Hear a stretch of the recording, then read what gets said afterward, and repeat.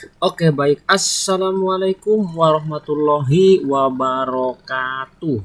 Jumpa kembali dengan saya di Ahmad Sukari Channel. Channel yang membahas tentang tutorial dan pendidikan. Kali ini saya masih membahas tentang berkaitan dengan pendidikan, di mana Pak Presiden Pak Joko Widodo memanggil Kemendikbudristek, yaitu Pak Nadiem Makarim, membahas soal kenaikan UKT. Ini masih bergulir, ini masih hangat untuk kita bahas ya.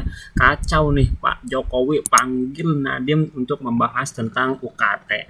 Saya ambil dari sumber Liputan 6 ya, liputan6.com, di mana Pak Presiden Joko Widodo atau Pak Jokowi memanggil Menteri Pendidikan ya dan Kebudayaan Pak Nadiem Makarim ke Istana Kepresidenan Jakarta pada hari Senin, ini bulan kemarin ya, bulan Mei kemarin, tapi ini masih hangat untuk kita bahas ya. Pak Nadiem mengatakan dirinya akan melaporkan sejumlah isu terkait pendidikan, salah satunya soal polemik kenaikan uang kuliah tunggal atau UKT ya. Bahas beberapa isu pendidikan, mau lapor ke Pak Presiden ya, kata Pak Nadiem sebelum bertemu dengan Pak Jokowi di Kompleks Istana pada Senin 27 Mei 2024 kemarin ya. Pak Nadiem dipanggil oleh Pak Jokowi untuk membahas tentang isu kenaikan UKT ya. Sebelumnya Pak Menteri Pak Nadiem Makarim menegaskan pihaknya akan segera turun ke lapangan. Oke, lebih baik seperti itu Pak Menteri ya. Mengevaluasi terhadap kasus kenaikan uang kuliah tunggal yang terjadi di beberapa universitas. Hal itu dia sampaikan pada saat rapat kerja dengan Komisi 10 DPR RI di Senayan pada hari Selasa 21 Mei kemarin ya. Kami sangat setuju karena itu kami akan turun ke lapangan. Kami akan mengevaluasi kembali, pertama, kenaikan yang tidak wajar. Itu yang akan pertama kami evaluasi, kata Pak Nadiem ya. Selain itu, pihaknya juga akan memastikan proses naik banding bagi mahasiswa yang mungkin merasa tidak di dalam tangga UKT yang tepat bakal terlaksana yang dengan baik untuk melindungi mahasiswa-mahasiswa yang ingin menyuarakan pendapatnya secara tertib, untuk melindungi mereka dari misalnya tadi ancaman baik dari dilaporkan ke polisi atau kehilangan atau diancam kehilangan KIPK-nya. Itu akan menjadi tanggung jawab kami untuk memastikan bahwa itu tidak terjadi, kata Pak Nadiem ya. Melindungi mahasiswa yang akan berdemo terkait dengan kenaikan UKT. Nah, Ketua Komisi 10 DPR RI Pak Saiful Huda mengatakan distribusi anggaran pendidikan dari APBN sebagai mandatory spending terlalu luas persebarannya sehingga menyulitkan proses pengawasan.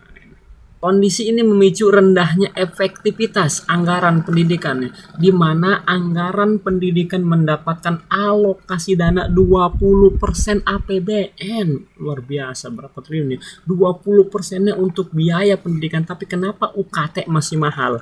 Dalam memberikan layanan pendidikan yang murah dan berkualitas bagi masyarakat dari semua kalangan nih. Anggaran pendidikan 20% dari APBN digunakan untuk 3 komponen belanja, yaitu belanja pemerintah pusat untuk transfer ke daerah dan dana desa, serta pembiayaan anggaran. Ada belasan kalau tidak puluhan kementerian, lembaga atau entitas yang mendapatkan jatah anggaran pendidikan ini, ujarnya. Jadi 20% ini dipecah-pecah ke daerah dan dana desa. Nah, di sini desa pun harus kita mintai pertanggungjawaban bahwa ada anggaran 20% dari APBN untuk desa yang mungkin di desa untuk pengembangan pendidikan, tapi banyak desa yang mungkin realitasnya tidak merealisasikan anggaran pendidikan untuk pendidikan di desanya. Ini perlu diperiksa lagi. Kemudian ironisnya, lanjut Huda, Kemendikbudristek sebagai tuan rumah layanan pendidikan misalnya hanya mendapatkan 15%. Nah, 5%-nya kemana? Jadi anggaran APBN 20% jatuh ke Kemendikbudristek hanya 15%. 5%-nya kemana? Dari 665 triliun anggaran pendidikan yang diterima dari APBN atau sekitar 98,9 triliun. Padahal Kemendikbudristek ini harus mengurus pendidikan dari PAUD hingga perguruan tinggi negeri.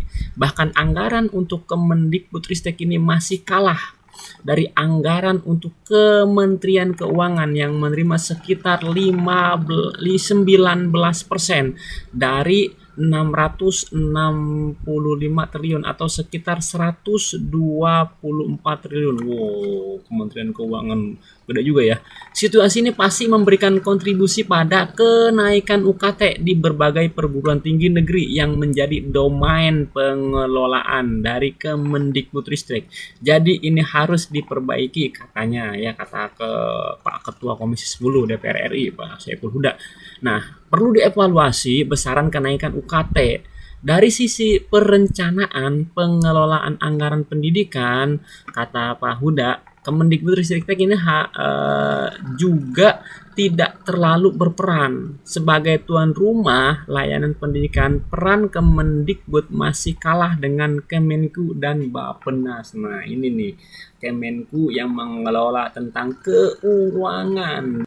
Kami berharap bahwa jadi anggaran 20% ini jadi tadi ke transfer ke daerah, bisa ke dana desa ya.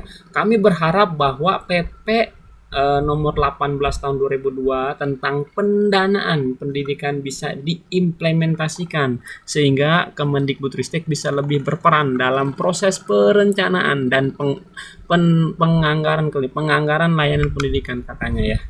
Politikus PKB ini menegaskan dalam jangka pendek harus ada evaluasi besaran kenaikan UKT di berbagai perguruan tinggi negeri, termasuk pencabutan Permendikbud nomor 2 tahun 2024 tentang standar satuan biaya operasional pendidikan tinggi. Ini nih SSBOPT pada perguruan tinggi negeri. Dalam jangka menengah dibutuhkan perbaikan distribusi dan rencana pengelolaan anggaran pendidikan 20% dari APBN ya. Di sini urgensinya kerja dari panja pembiayaan pendidikan DPR dalam berperan bulan ke depan ya. Dalam beberapa bulan ke depan kami ingin semua stakeholder pendidikan bersama mengawal dan mendukung kinerja panja ini agar bisa memberikan rekomendasi solid atas perbaikan alokasi anggaran pendidikan 20% dari APBN pungkasnya. Semoga anggaran 20% dari APBN ini benar-benar dimanfaatkan untuk pengelolaan dana pendidikan. Jangan sampai ada penyelewengan ya. Sampai kemarin ada berita juga pantaskah BOP atau dana BOS dihentikan atau tidak. Itu juga menjadi permasalahan pembahasan kemarin. Lagi sedang rame-ramenya juga. Nah, kita lanjut. Jadi bagaimana menurut Bapak Ibu, menurut para guru, menurut para praktisi pendidikan ya. Silahkan kita berdiskusi di kolom komentar. Oke, terima kasih. Mungkin itu yang bisa saya sampaikan, di mana saya mendapatkan sumber ini dari liputan6.com ya, sumber media yang cukup terpercaya. Oke, demikian kurang lebihnya mohon maaf jika ada yang keliru, saya mohon maaf, dan jika ada yang perlu didiskusikan, mari kita berdiskusi di kolom komentar. Assalamualaikum warahmatullahi wabarakatuh.